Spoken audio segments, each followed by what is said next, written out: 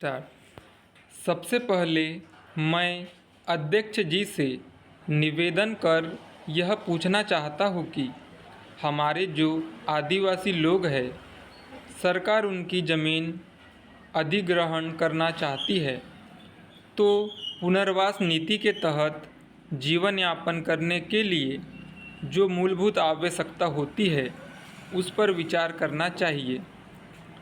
आपने पुस्तकालय में जो सूची रखी है उसको देखकर लगता है कि आप भेदभाव कर रहे हैं।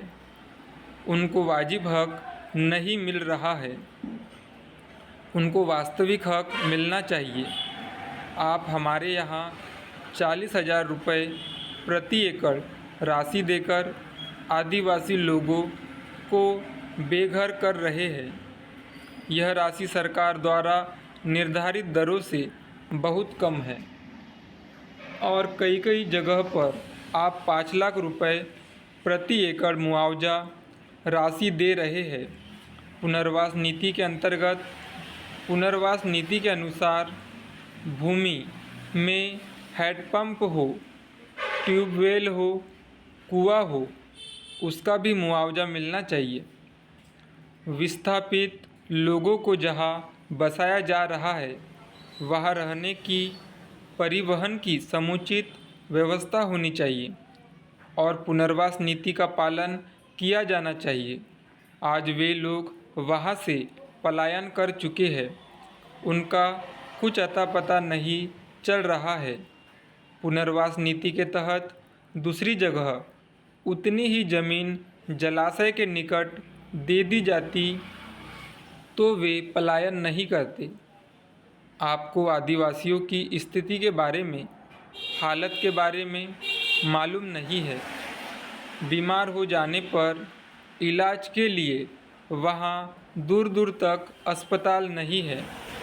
हम चाहते हैं कि हमें आदिवासियों को संरक्षण देना चाहिए, उनके दुख दर्द में खड़ा होना चाहिए।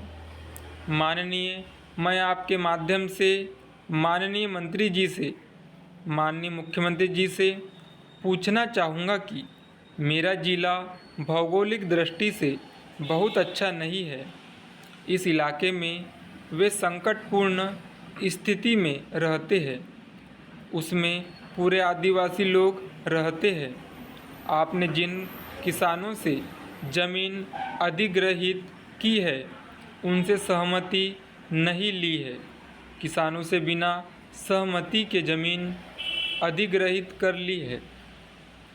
मैंने सुना है कि राजस्व विभाग के पटवारी जाते हैं, तहसीलदार जाते हैं, उनसे झूठ बोलकर ज़बरदस्ती से दस्तखत करा लेते हैं। उनको जानकारी नहीं होती कि उनकी ज़मीन सरकार द्वारा अधिग्रहण कर ली गई है।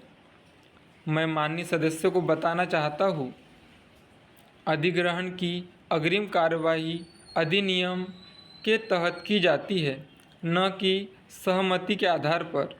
मैं मंत्री जी से यह कहना चाहता हूँ कि अधिग्रहण की योजना आज से 5 वर्ष पहले की है। आज की तारीख में किसानों से आप ज़मीन ले रहे हैं, मुआवजा भी प्रचलित वर्तमान दरों के आधार पर होना चाहिए, ऐसा मेरा निवेदन है। आपको इस संबंध में मुख्यमंत्री जी की घोषणा के अनुसार निर्देश जारी करना चाहिए। ऐसा नहीं हो रहा है। स्टॉप।